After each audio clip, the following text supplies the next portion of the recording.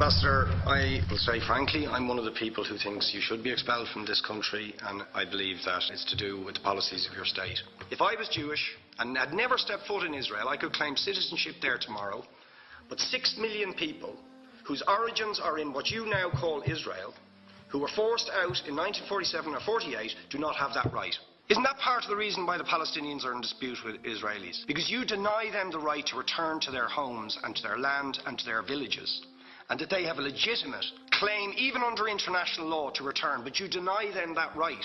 Why do you deny them that right? And why do you give that right to other people who have no connection whatsoever with the land, whether you call it Israel or whether you call it Palestine? Why do you continue to seize land if you're serious about Oslo and the two-state solution, which under that agreement is land designated to be Palestinian land? 500,000 people, most of which has taken place since Oslo. You allow that to happen. Why do you allow it to happen if you're serious about giving this land to the Palestinians? It's absolutely extraordinary. Are you not just taking us, Ambassador, for idiots? That you can say with a straight face, we're serious about peace, but while we're serious about peace, we're going to seize Palestinian land. And you expect the Palestinians to just sit back and do nothing about that. Now, you know what the Palestinian people have been asking for. Far less even than some people would ask for. Because I believe the whole apartheid system should be dismantled. But what they've asked for is to lift the siege of Gaza. Just to lift the siege of Gaza. Let them have an airport. Let them have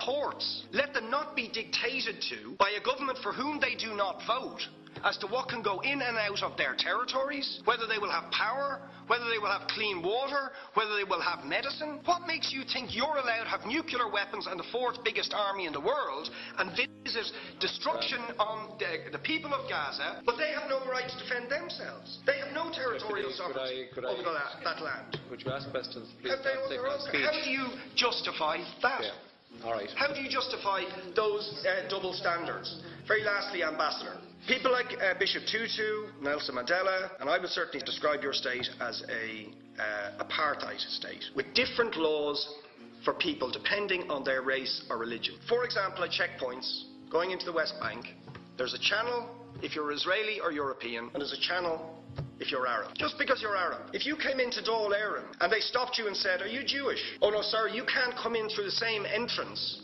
as Irish people or European people because you're Jewish, you would call that racism and apartheid. You practice that with your checkpoints and your military barriers and your apartheid wall. How can you justify